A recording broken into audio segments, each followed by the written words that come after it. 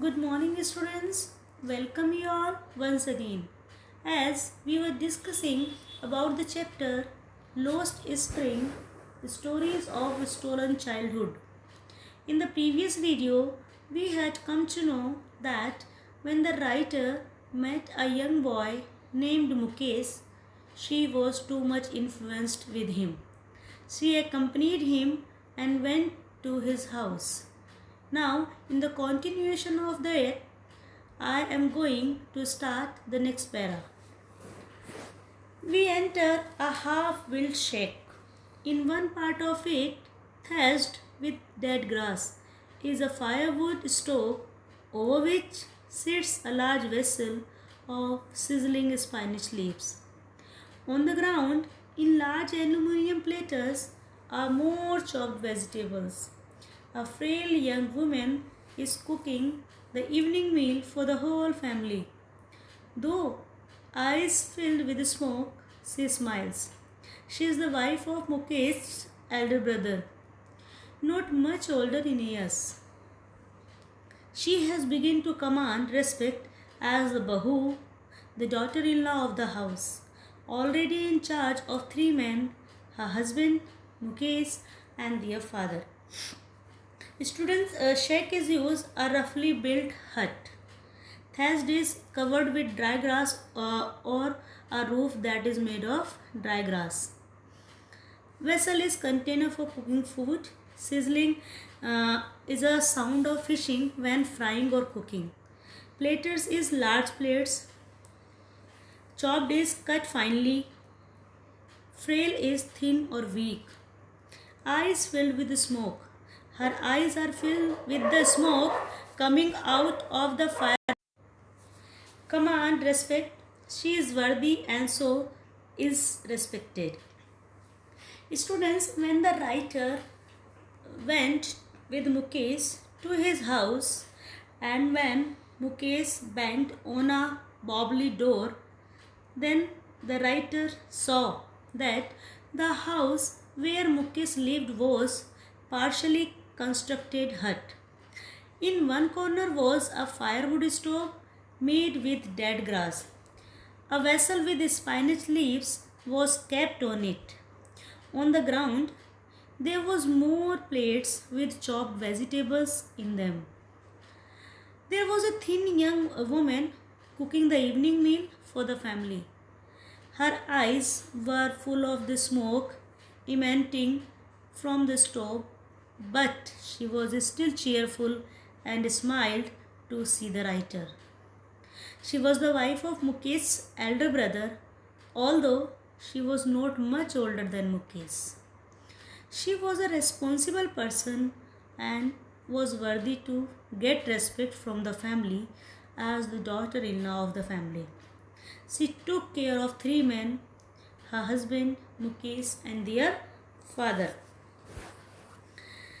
Now the next para is, when the older man enters, she gently withdraws behind the broken wall and brings her veil closer to her face.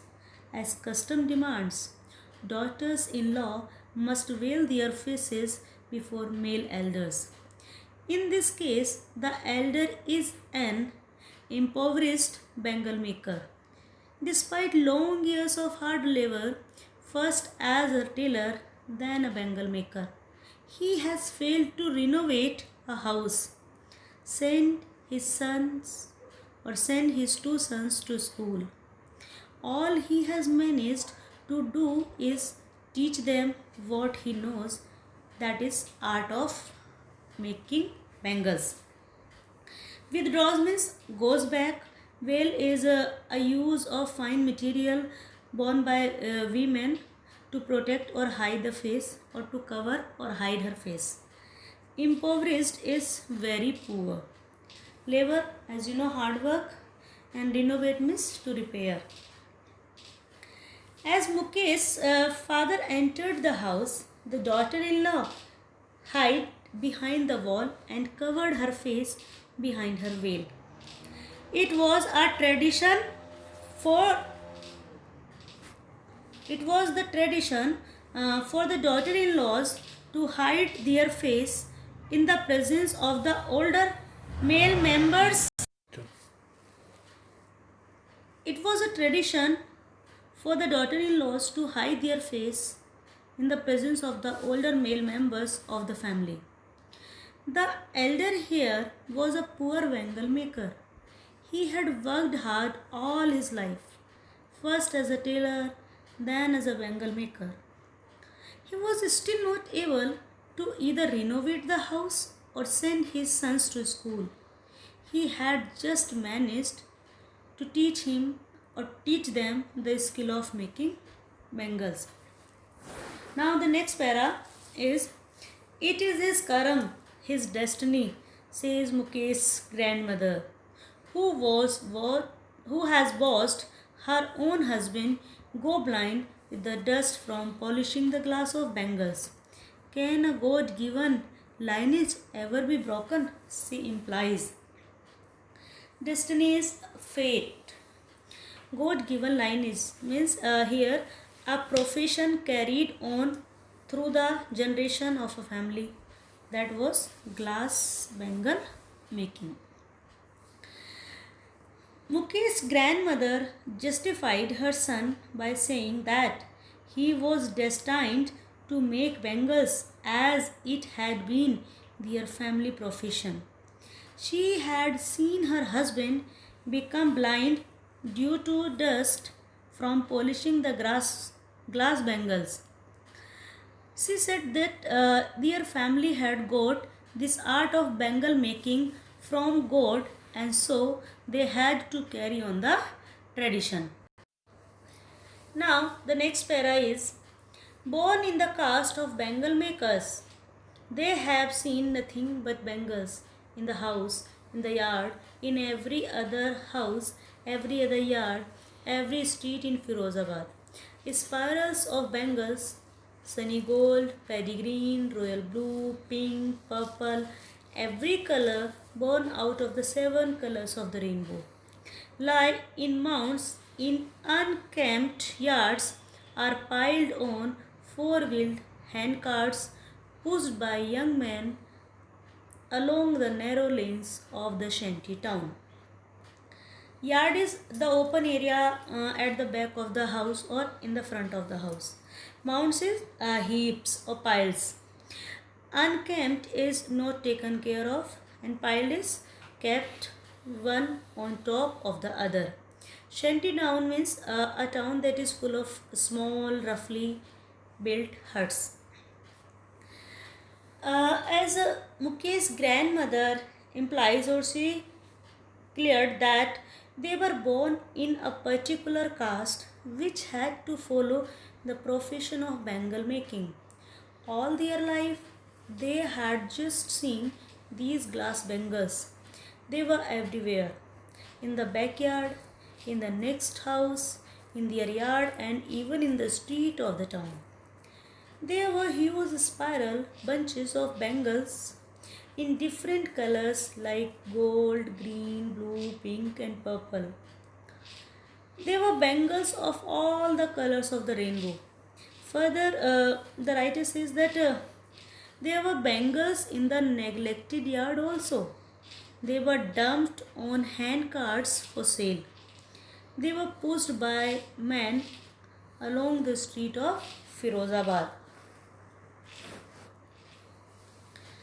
The next para is, and in dark hutments next to lines of flames of flickering oil lamps sit boys and girls with their fathers and mothers welding pieces of colored glass into circles of bangles.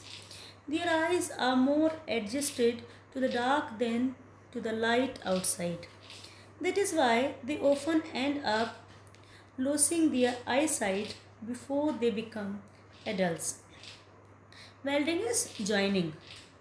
Students, the writer describes the environment where these bangle makers work. They were small, dark huts.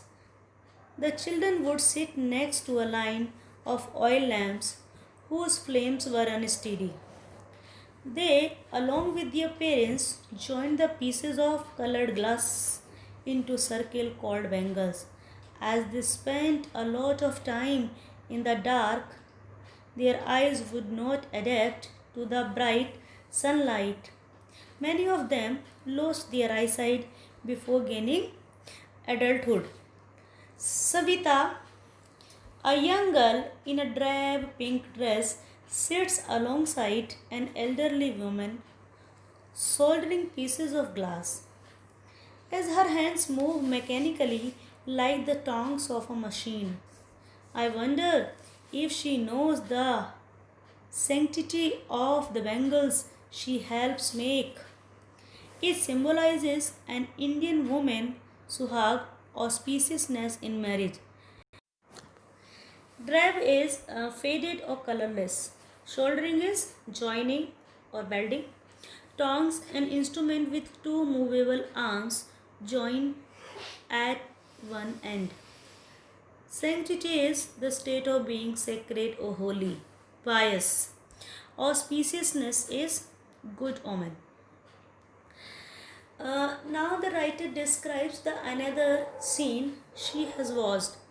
There was a young girl by the name of Savita. She bore a faded pink colored dress. She was sitting with an elderly woman and they were joining pieces of glass to make bangles. Her hands moved like a machine, just like the tongs of a machine. The writer wondered if Savita knew that bangles were sacred.